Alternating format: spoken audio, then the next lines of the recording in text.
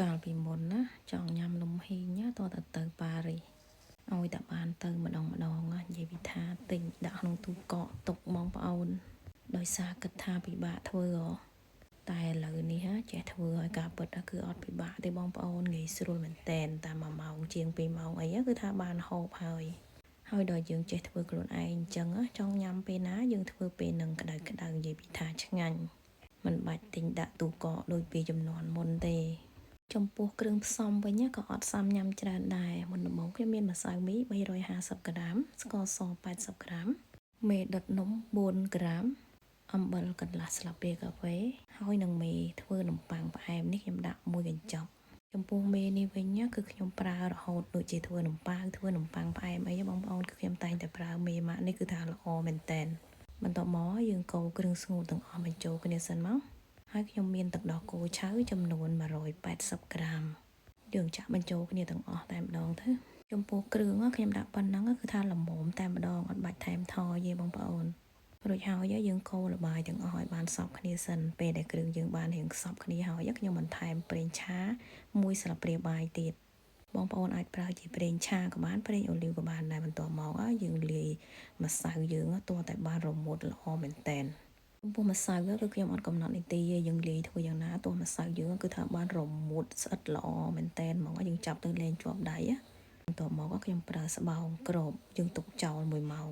ប៉ុន្តែខ្ញុំដាក់នៅក្នុងម៉ាស៊ីនដុតបងប្អូនហើយម៉ាស៊ីននេះយើងកម្ដៅឲ្យក្តៅសិនទៅរួចហើយយើងបិទភ្លើងទុកឲ្យវានៅក្តៅអ៊ុនៗណាខ្ញុំដាក់តែ1ម៉ោងគឺថាឡើងល្អមែនតែនកាលពីមុនណាខ្ញុំដាក់ខាងក្រៅតទុក2ម៉ោងជាងអីបងប្អូនបានឡើងឥឡូវនេះខ្ញុំដាក់ក្នុងម៉ាស៊ីនអញ្ចឹងគឺថាឡើងលឿនមែនតែនឥឡូវនេះយើងយកជ្រញ់មកហើយយើងលាបម្សៅស្ងួតបន្តិចមកបន្ទាប់មកយើងចាក់ម្សៅពីលើ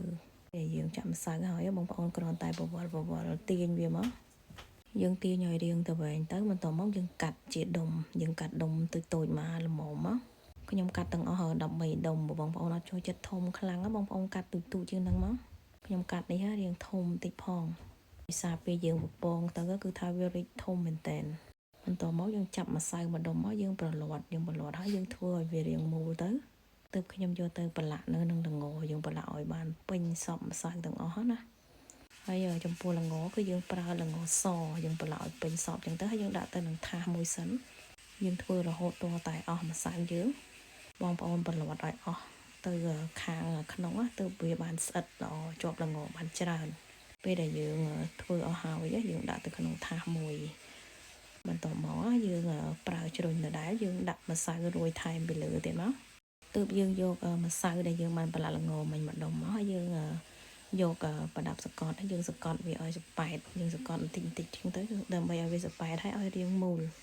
យើងធ្វើអញ្ចឹងទៅទើបនំយើងបានរាងមូលស្អាតល្អតែមានបងប្អូនខ្លះគឺគាត់អត់ធ្វើម្ដុំអញ្ចឹងឯងគាត់លុញឲ្យធំទាំងអស់តែម្ដងហើយគាត់កាត់យើងកាត់ជាជ្រុងក៏បានកាត់ជាបញ្ឆិតក៏បានរួចហើយខ្ញុំយកម្សៅស្ងួតបន្តិចទៅរួយនៅលើថាសហើយយើងយកម្សៅដែលយើងបានសកត់ទៅដាក់រួចហើយយើងបន្តធ្វើដូចមុនអញ្ចឹងពេលសកត់បងប្អូនត្រូវសកត់ថ្នមយើងធ្វើអញ្ចឹងទើបម្សៅយើងបានមូលល្អតែបើតាមក្បួនចាស់ធ្វើពីមុនគឺគាត់ធ្វើមូលនំហេងតែដល់មកសម័យឥឡូវមើលក្មេងៗគាត់កែច្នៃធ្វើបានសពគ្រប់យើងសង្កត់ទាំងអស់ហើយយើងដាក់ទៅក្នុងថាសមួយសិនមកបន្ទាប់មកយើងមកកម្ដៅខ្លាញ់ឲ្យក្ដៅមែនតែនចាំយើងដាក់នំបំពងហើយយើងដាក់បំពងហើយយើងអត់ប្រែភ្លាមយើងទុកឲ្យនំយើង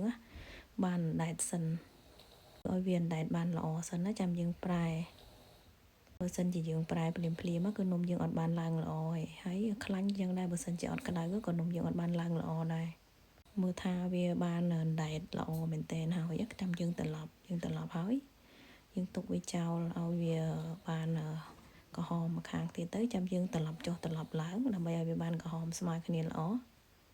ពេលដែលយើងដាក់ភ្លាមអញ្ចឹងគឺថាអត់សូវឡើងទេដល់ពេលយើងត្រឡប់ទៅត្រឡប់មកគឺថាវាឡើងប៉ោងល្អមែនតែន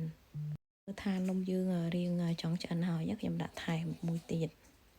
យើងធ្វើអញ្ចឹងចំណេញពេលយើងអត់ពិបាកចាំយូរមើលថានំយើងខាងនោះរៀងក្រហមមកល្មមហើយយើងលើកដាក់ទៅក្នុងកញ្ច្រែងមួយទៅដើម្បីឲ្យវាស្រស់ខ្លាញ់បន្ទាប់មកយើងមើលថានំមួយទៀតនេះរៀងចង់ឆ្អិនហើយខ្ញុំបន្ថែមម្ដុំទៀតយើងធ្វើអញ្ចឹងគឺថាលឿន ធ្វើតែផ្លែតែបងប្អូនគឺថាបានហូបឲ្យប្រហែលជា2 ម៉ោងអីឥឡូវនេះនំយើងបានឆ្អិនរួចរាល់ហើយបងប្អូនអូយនិយាយពីថាឆ្ងាញ់យកមែនតើសាច់ខាងក្រៅគឺថាឡើងស្រួយហើយខាងក្នុងទុនទុននំនេះញ៉ាំសល់អីបងប្អូនអាចដាក់ក្នុងទូកកបានគឺថាអត់ខូចទេពេលយើងចង់ហូបបងប្អូនគ្រាន់តែយកមកកដៅក្នុងម៉ាស៊ីនអាំងទៅគឺជាការស្រេចហើយយើងហូបពេលព្រឹកមួយកាហ្វេអី